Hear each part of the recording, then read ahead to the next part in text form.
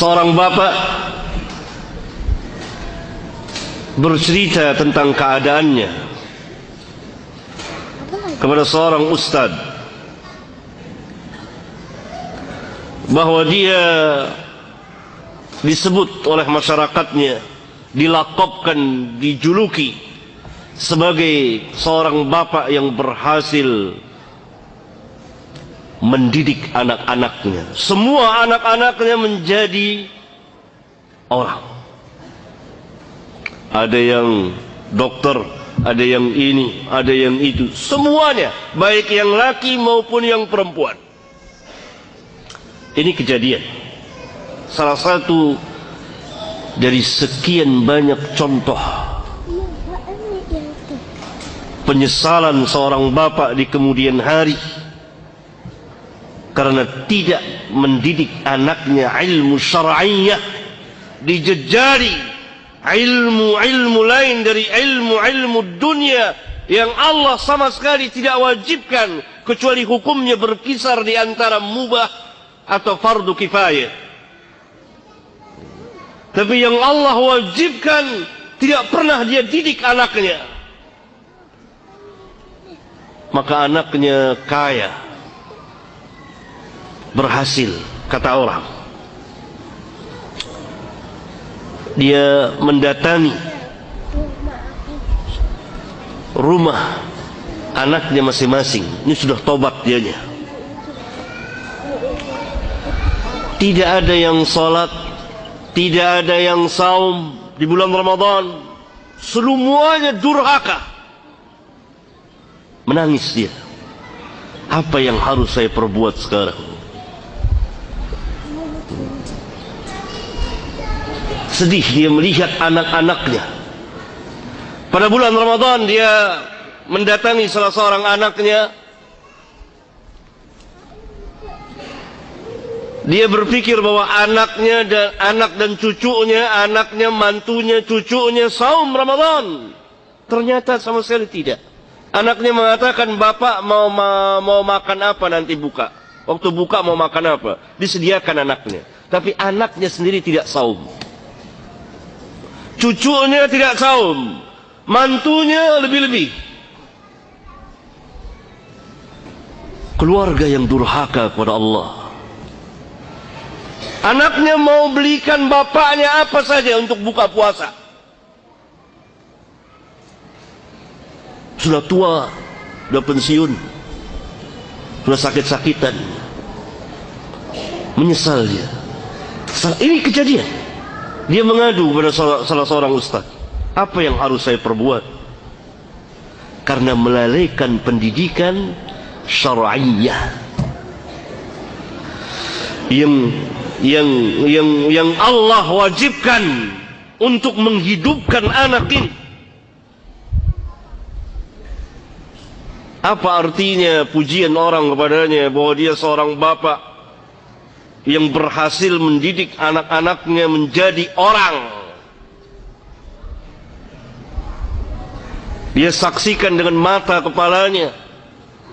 Setiap keluarga anaknya satu persatu dia datangi rumah-rumahnya yang sudah megah dengan sederet mobil mungkin.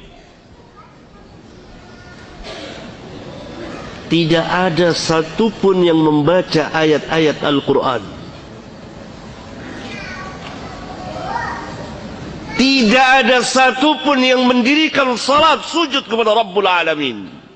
Hanya dia sendirian salat di tengah keluarga besarnya.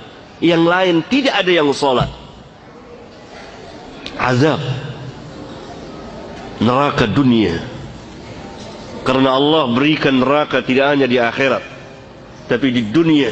Sebagaimana Allah memberikan surga tidak hanya di akhirat, tapi di dunia. Sebelum di akhirat. Sengsara bapak itu.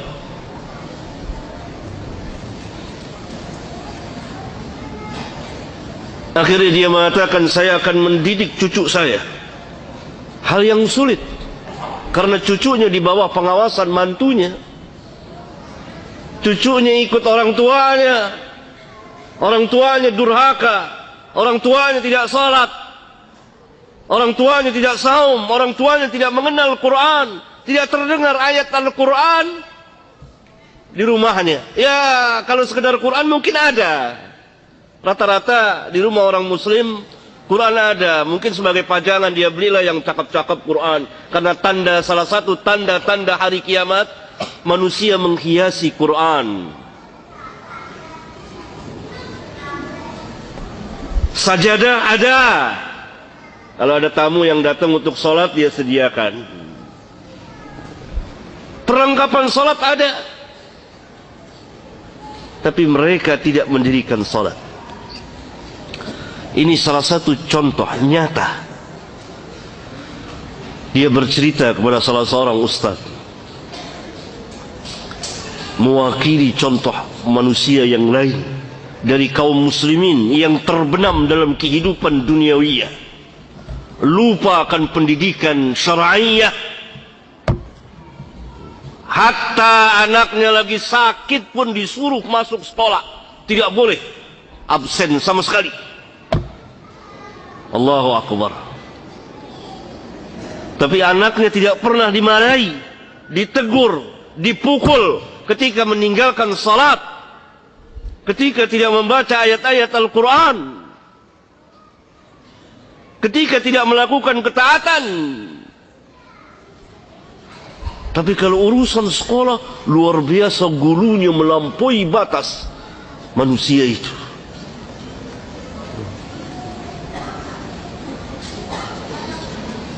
Ini seperti keadaan orang yang berbondong-bondong mengerjakan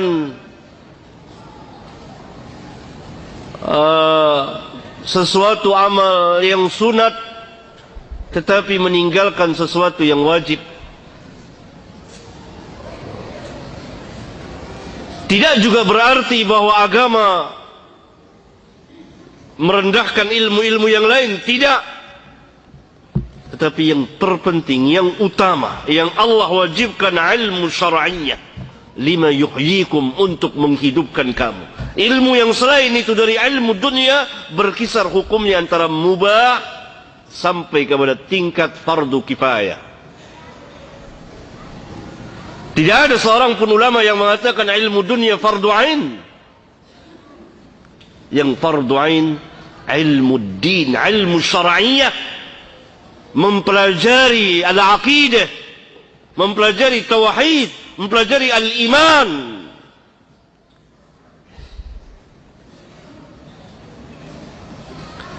Karena itu sering kita saksikan atau kita dengar orang-orang yang dikatakan pintar dalam urusan dunia, memakai pakaian kebesaran dunia, tetapi bersimpu di hadapan mbah dukun, minta jabatannya agar tidak turun, agar atasannya memilikinya, dan seterusnya. Hilang akalnya. Datang kepada kuhan, kahin, datang kepada para tukang ramal, arraf,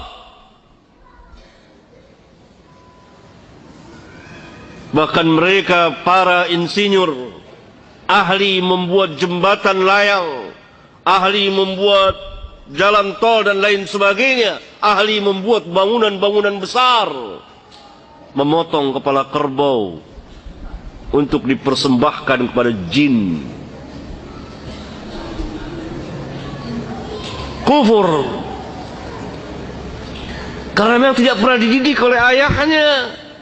Mana yang iman, mana yang kufur, mana yang tauhid, mana yang syirik, mana yang sunnah, mana yang bid'ah, mana yang khurafat, mana yang tahayul. Kita lihat, bukan orang-orang yang tidak, yang tamatan SD kata kita, tapi ini luar biasa, bersimpu di hadapan para kahin, mendatangi tempat-tempat tertentu. Mungkin saja para kahin itu buta huruf, tidak bisa baca dan tulis, tidak pernah mengecap bangku sekolahan, belajar di pendidikan secara akademik. Tapi orang-orang ini yang lulusan luar negeri datang. Apalagi kalau musim tertentu, ada yang pakai magic, ada yang pakai ini. Karena tidak ada pendidikan syar'iyah. Disinilah pentingnya yang menjadi asas. Ya ayyuhalladzina amanu istajibu lillahi walirrasul idza da'akum lima yuhyikum.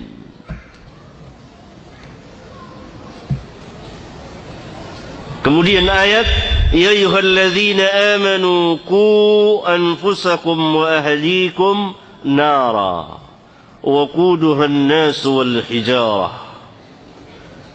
Hai orang-orang yang beriman, jaga, pelihara diri-diri kamu dan ahli kamu. Ahli kamu adalah anak dan istri kamu. Dari apa? Nara, api neraka. Khitab pembicaraan Allah tujukan, Allah wajibkan kepada setiap bapak, setiap suami, bertanggung jawab mutlak akan keselamatan anak-anak dan istri-istrinya dari api neraka Jahannam, dari api neraka. Ya ayyuhalladzina amanu qu anfusakum wa ahlikum. Ahlikum anak dan istri. Berarti khitab adalah untuk kita, kaum laki-laki, para bapak, para suami, agar menjaga, memelihara